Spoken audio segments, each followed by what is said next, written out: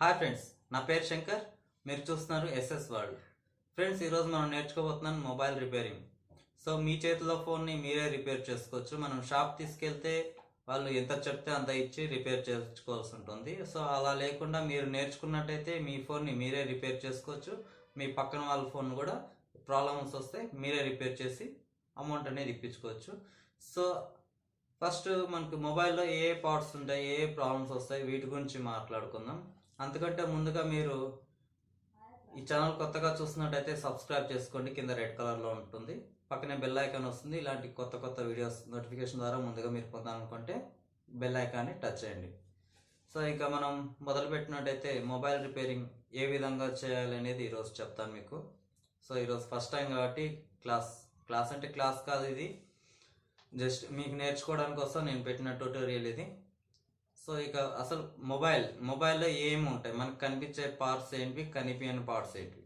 So కనిపించే parts ఏముంది, display ఉంటుంది, అలాగే ప్యానల్ బాడీ ఉంటుంది, ఇంకా కెమెరా కనిపిస్తుంది, కీప్యాడ్, హోమ్ బటన్. ఇప్పుడు టచ్ స్క్రీన్స్ ఉంటాయి కాబట్టి బటన్స్ ఏముండవు, ఒక పవర్ బటన్ పక్కన వాల్యూమ్ బటన్స్ మాత్రమే కనిపిస్తాయి.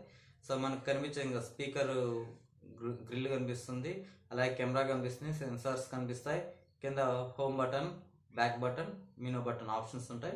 ఇంకా బ్యాక్ సైడ్ చూసినట్టయితే ఎల్ఈడి లైట్ ఉంటుంది, అలాగే కెమెరా ఉంటుంది. ఇంకా కింద బటన్లో వచ్చేసి స్పీకర్ హోల్స్ ఉంటాయి. ఇంకా మనకు 3.5mm హెడ్ ఫోన్ జాక్ ఉంటుంది, దాని పక్కన ఛార్జింగ్ కనెక్టర్ ఉంటుంది.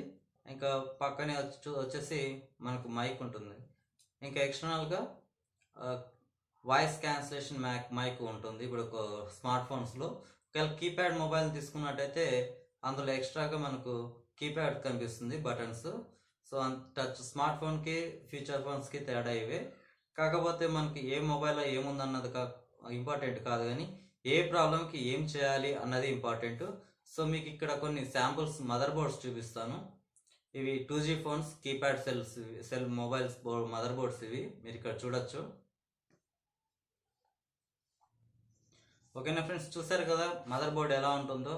సో ఇందులో కంటికి కనిపించి చిన్నగా ఉంటాయి పార్ట్స్ అన్నీ, కొన్ని ట్రాన్సిస్టర్స్, రిజిస్టర్స్ చాలా చిన్నగా ఉంటాయి. సో మనం ఏదైనా మొబైల్ ఓపెన్ చేసిన తర్వాత వీటిని చాలా డెలికేటెడ్గా చూసుకోవాలి, సెన్సిటివ్గా ఉంటాయి ఇవి. పొరపాటున మనం చేత్తో కనుక కొంచెం ఏమైనా ఇలా ట్విస్ట్ చేసినట్టయితే వెంటనే ఎగిరిపోతాయి, మళ్ళీ కంటికి కూడా కనిపించక కింద పడితే. సో జాగ్రత్తగా చూసుకోవాలి. సో ఇందులో ఏ ఐసి ఏ పని చేస్తుందో మీకు క్లియర్గా చూపించి చెప్తాను, చూడండి. ఇందులో ఫస్ట్ వచ్చేసి పిఏ అంటే పవర్ యాంప్లిఫైర్. ఇది సిగ్నల్ని రిసీవింగ్ చేసుకుంటుంది మరియు ట్రాన్స్మిట్ చేస్తుంది. దీన్ని పిఏ యాంప్లిఫైర్ అంటారు, పవర్ యాంప్లిఫైర్. నెక్స్ట్ వచ్చేసి మనకి మెయిన్గా ఇందులో ప్రాసెసర్ వచ్చేసి సిపియు అంటే central processing unit. So main అన్నిటికీ ఇదే కమాండ్స్ పంపిస్తుంది. మనం ఏ బటన్ నొక్కినా, లేదంటే మనకు ఫోన్ ఇన్కమింగ్ వచ్చినా, అవుట్ గోయింగ్ పోయినా, మెసేజ్ వచ్చినా సిపియు అనేది కీలక పాత్ర వహిస్తుంది. ఫస్ట్ మెయిన్ వచ్చేసి సిపియు. మనకి ఏ కమాండ్ కావాలన్నా కూడా సిపియు నుంచే అన్ని ఐసీస్కి, అన్ని సెక్షన్స్కి వెళ్ళాల్సి ఉంటుంది.